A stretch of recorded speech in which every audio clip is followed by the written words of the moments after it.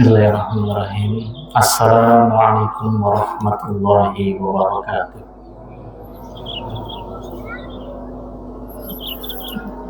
Alhamdulillah alladzi syara'a lin-nasi 'idan mubarakan wa na'iman mashkura wa yawman masrura. Asyhadu an la ilaha illallah wahdahu la syarika lah wa asyhadu anna Muhammadan 'abduhu wa rasuluhu la nabiyya wa la rasula ba'da. Allahumma shalli wa sallim wa barik ala nabiyyina Muhammadin wa ala alihi wa ashabihi wa man tabi'ahum bi ihsanin ila yaumiddin. Amma ba'du, fa ya ibadallah, usikum wa nafsi bitaqwallah faqad fazal muttaqun. Wa qala Allah ta'ala fil Qur'anil Karim, a'udzu billahi minasy syaithanir rajim.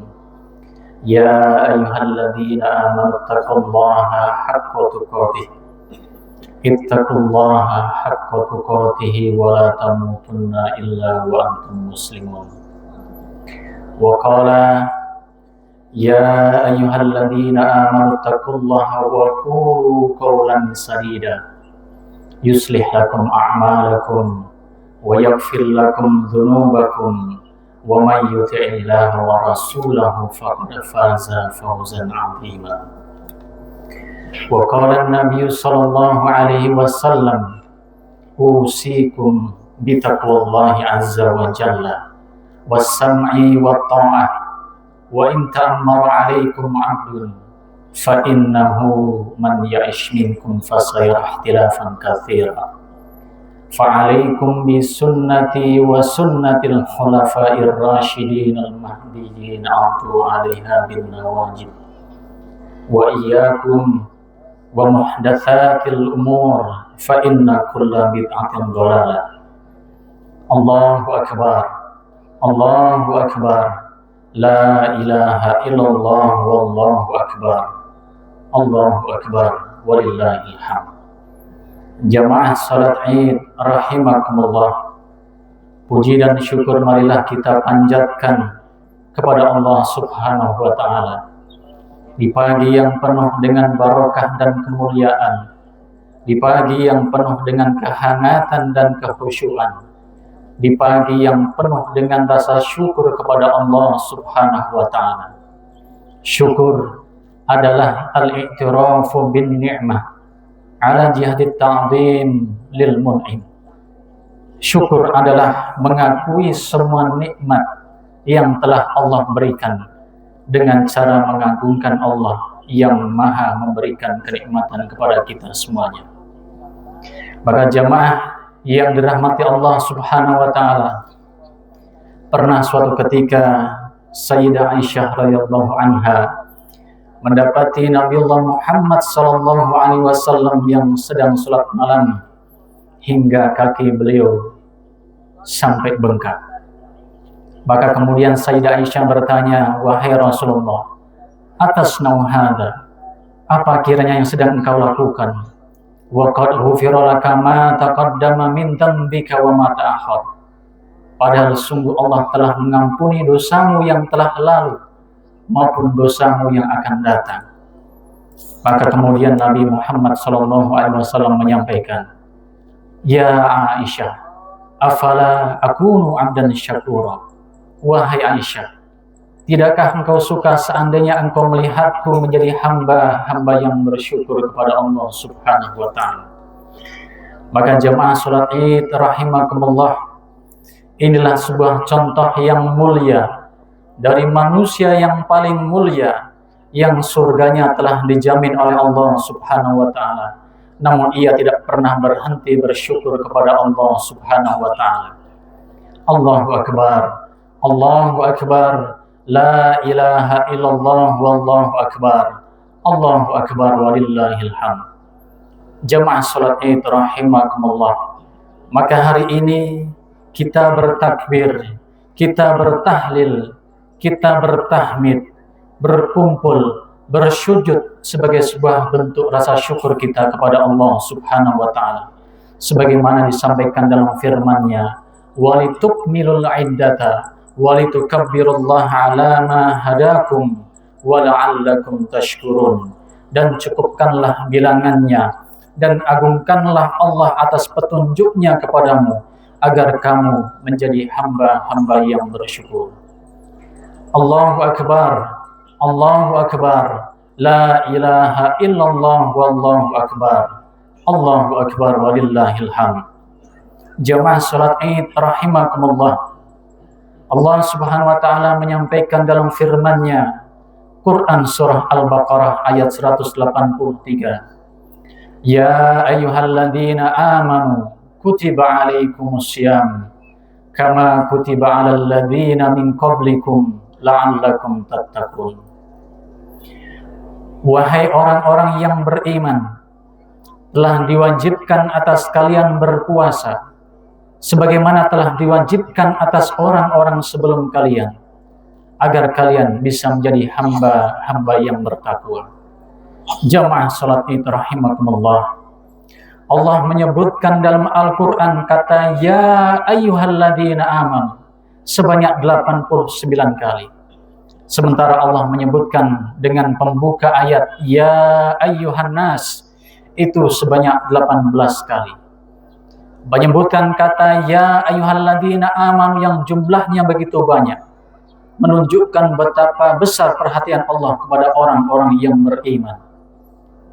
Maka sahabat Abdullah bin Mas'ud pernah ditanya, "Wahai Abdullah, berikanlah aku akan sesuatu kebaikan." Maka kemudian sahabat Abdullah bin Mas'ud menyampaikan, apabila engkau mendengar suatu ayat yang diawali dengan ya ayyuhalladzina amanu, maka siapkanlah telinga, dengarkanlah dan perhatikanlah, karena panggilan itu menyeru kepada kebaikan atau melarang kepada suatu keburukan. Maka jamaah yang dirahmati Allah Subhanahu wa taala, di sini seakan Allah hendak berpesan kepada kita, wahai orang-orang yang beriman, di balik kewajiban puasa ada banyak kebaikan ataupun hikmah yang akan engkau dapatkan. Karena tidak ada satupun perintah yang Allah wajibkan yang tujuannya untuk menjerumuskan ataupun untuk menyesatkan hamba-hambanya. Allahu Akbar, Allahu Akbar, la ilaha illallah wallahu akbar, Allahu Akbar walillahil hamd. Jamaah salat Id rahimakumullah. Lalu kiranya apakah hikmah yang bisa kita peroleh dengan kita menjalankan ibadah puasa Ramadan selama sebulan penuh? Maka di antara hikmah itu, yang pertama adalah keikhlasan dalam memenuhi perintah Allah Subhanahu wa taala. Jamaah yang dirahmati Allah, Ramadan mendidik kita untuk menjadi pribadi yang ikhlas dalam menjalankan setiap ketaatan perintah daripada Allah Subhanahu wa taala. Siang kita melaksanakan siam, dan malam kita sibukkan diri kita dengan qiyam ataupun sholat tarawih. Ikhlas inilah yang kita tunjukkan selama bulan Ramadan. Ikhlas adalah ifradul haq subhanahu bil qasdi fit ta'ah. Ikhlas adalah menjadikan Allah satu-satunya tujuan dalam kita melaksanakan yang namanya ketaatan. Orang yang ikhlas adalah orang yang paling berbahagia di dunia ini, karena ia menyingkirkan semua bentuk pujian, perhatian maupun balasan dari sesama makhluknya. Ramai ataupun sepi, ibadahnya tetap rajin, dipuji ataupun tidak mempengaruhi ketaatannya kepada Allah Subhanahu wa taala. Itulah mengapa dalam setiap sholat kita mengucapkan dalam surah Al-Fatihah, Iyyaka na'budu wa iyyaka nasta'in. Hanya kepada Engkau ya Allah kami menyembah, dan hanya kepada Engkau ya Allah kami memohon pertolongan. Inilah sebuah ungkapan ketulusan seorang hamba, keikhlasan seorang hamba yang menjadikan Allah sebagai satu-satunya tujuan dalam beribadah dan meminta pertolongan. Idza sa'alta fas'alillah, apabila engkau meminta maka mintalah kepada Allah. Wa idza sta'anta fasta'in billah, apabila engkau meminta pertolongan maka mintalah pertolongan kepada Allah Subhanahu wa taala. Allahu akbar, Allahu akbar. La ilaha illallah wallahu akbar. Allahu akbar walillahil hamd. Jamaah salat Id rahimakumullah. Hikmah yang kedua yang bisa kita dapatkan dari madrasah Ramadan adalah menguatnya karakter ihsan dalam diri orang-orang yang berpuasa. Ihsan adalah anta'budallaha ka'annaka tarahu fa illam takun tarahu fa innahu yaraka. Engkau beribadah kepada Allah seakan-akan engkau melihatnya. Kalaupun engkau tidak melihat Allah, maka yakinlah bahwasanya Allah Maha melihat apa yang kita lakukan. Maka jamaah yang dirahmati Allah Subhanahu wa taala, dari sinilah muncul karakter senantiasa merasa dilihat dan diawasi oleh Allah Subhanahu wa taala. Karakter ihsan, karakter muraqabatullah, sehingga tidak mungkin ia bermaksiat kepada Allah, tidak mungkin meninggalkan perintah-perintah Allah, karena ia sadar, jangankan Allah melihat kita yang fisiknya terlihat begitu jelas, bahkan semut hitam di atas batu hitam, di dalam kegelapan malam, Allah Maha melihat dan Maha mengetahuinya. Jamaah salat Id rahimakumullah. Karakter inilah yang hari ini begitu dibutuhkan bangsa ini. Betapa tidak banyak orang-orang yang hari ini cerdas secara intelektual, tapi mereka tidak merasa takut kepada Allah Subhanahu wa taala. Cobalah tengok beberapa oknum anak bangsa yang sampai merugikan keuangan negara. Mereka melakukan suap, mereka melakukan korupsi yang nilainya bahkan sampai 900 triliun rupiah. Angka yang sangat fantastis, yang menurut para pakar disebutkan angka tersebut setara dengan jaminan kesehatan seluruh rakyat Indonesia yang berjumlah 270 juta jiwa. Maka jamaah salat Id rahimakumullah, inilah madrasah Ramadan, madrasah yang disebut oleh Syekh Wahbah Az-Zuhaili dalam kitab Al-Fiqh Al-Islam wa Adillatuhu sebagai madrasatun khuluqiyatun kubra, madrasah pembinaan akhlak yang sangat besar, yang mendidik kita untuk menjadi pribadi yang ikhlas, pribadi yang soleh, pribadi yang taat pada perintahnya, dan memiliki rasa takut kepada Allah Subhanahu wa ta'ala. Allahu akbar, Allahu akbar, la ilaha illallah wallahu akbar, Allahu akbar walillahil hamd. Jamaah salat Id rahimakumullah. Namun demikian, terbentuknya pribadi yang soleh secara individu belumlah sempurna hingga kemudian ia terimplementasikan dalam sebuah bentuk kesolehan sosial. Puasa Ramadan mendidik kita, menjadikan kita senantiasa merasakan rasa lapar, sebagaimana kita bisa merasakan apa yang saudara miskin kita rasakan. Maka jamaah yang dirahmati Allah Subhanahu wa taala, dari sinilah muncul yang namanya rasa empati, rasa welas asih. Betapa hari ini disadari ataupun tidak, masih banyak di antara saudara kita yang mereka meletakkan tangannya di perut karena kelaparan. Sementara di tempat yang lain, banyak di antara kita yang meletakkan tangannya di perut karena kekenyangan. Jamaah yang dirahmati Allah Subhanahu wa taala, cobalah tengok bagaimana saudara kita yang ada di bumi para nabi, bumi Palestina, mereka mengalami kelaparan yang sangat-sangat luar biasa. Di tengah gegap gempita Ramadan, Lebaran Idul Fitri, di mana Muslim menghiasi dirinya dengan pakaian yang serba baru, dengan sandal yang serba baru, dengan kendaraan yang serba baru, dengan hidangan yang serba enak. Namun mereka, jangankan baju baru, sandal baru, kendaraan baru, bahkan untuk makan satu kali saja mereka tidak mampu. Bahkan hari ini jamaah yang dirahmati Allah Subhanahu wa taala, ada lebih dari 50.000 jiwa yang hari ini syahid. Di antara mereka bahkan meninggal bukan karena serangan roket ataupun peluru, tapi mereka meninggal karena kelaparan yang sangat akut, karena malnutrisi. Ada anak yang selama 3 minggu baru makan sepotong roti. Bahkan karena ketiadaan makanan, mereka harus makan rumput yang mentah maupun pakan-pakan hewan.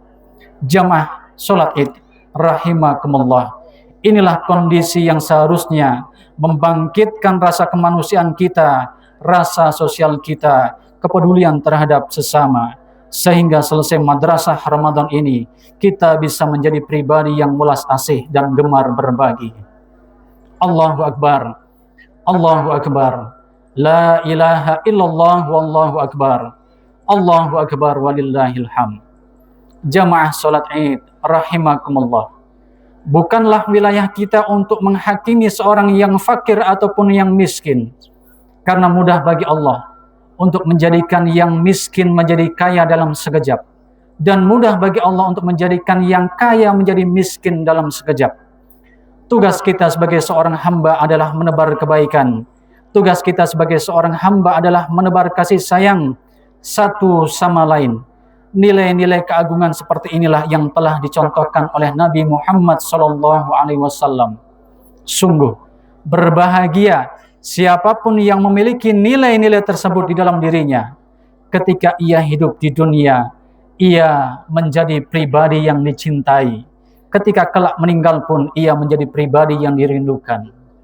Jamaah sholat Id rahimakumullah, ketika Nabiullah Muhammad SAW meninggal dunia, kota Madinah menjadi bising oleh tangisan kaum muslimin, hingga hal ini kemudian mengundang rasa penasaran dari seorang badui. Ia kemudian menemui sahabat Umar bin Khattab. Ia menanyakan, "Wahai Umar, bagaimanakah akhlak seorang Muhammad sehingga kalian sangat mencintainya?" Jamaah sholat Id rahimakumullah, seorang Umar bin Khattab, sahabat yang karakternya, wataknya keras, ia tidak mampu menjawab sepatah kata pun.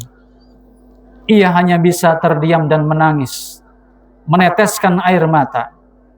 Badui heran, maka kemudian dia menemui sahabat Bilal bin Rabah. Ia bertanya kepada sahabat Bilal bin Rabah, "Wahai Bilal, bagaimanakah akhlak seorang Nabiullah Muhammad SAW?"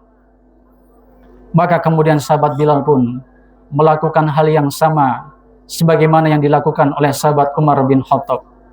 Ia hanya bisa terdiam dan meneteskan air mata.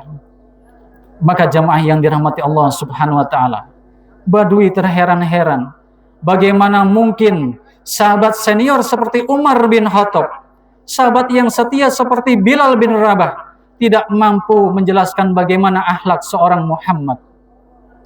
Maka kemudian jamaah yang dirahmati Allah Subhanahu wa taala, datanglah ia kepada sahabat Ali bin Abi Thalib radhiyallahu an. Ia bertanya, "Wahai Ali, bagaimana akhlak seorang Muhammad sallallahu alaihi wasallam?"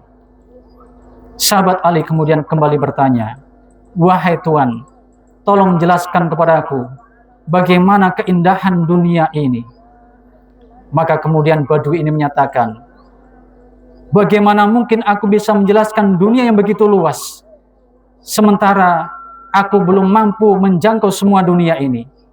Maka kemudian jamaah yang dirahmati Allah Subhanahu wa taala, sahabat Ali mengatakan, "Engkau tidak mampu menjelaskan bagaimana keindahan dunia, lalu bagaimana aku harus melukiskan keindahan akhlak seorang Muhammad sallallahu alaihi wasallam?" Sedangkan dalam firman-Nya disampaikan, "Wa innaka la'ala khuluqin 'azim." Dan sungguh padamu Muhammad benar-benar memiliki budi pekerti yang agung. Inilah jawaban dari sahabat yang mulia Ali bin Abi Thalib radhiyallahu an. Allahu akbar, Allahu akbar, la ilaha illallah wallahu akbar, Allahu akbar walillahil hamd. Jamaah salat Id rahimakumullah, badui belum puas dengan semua jawaban dari para sahabat. Maka kemudian dia menemui istri Nabi sallallahu alaihi wasallam, Sayyidah Aisyah radhiyallahu anha. Ia bertanya, "Wahai Aisyah, bagaimanakah akhlak seorang Muhammad?"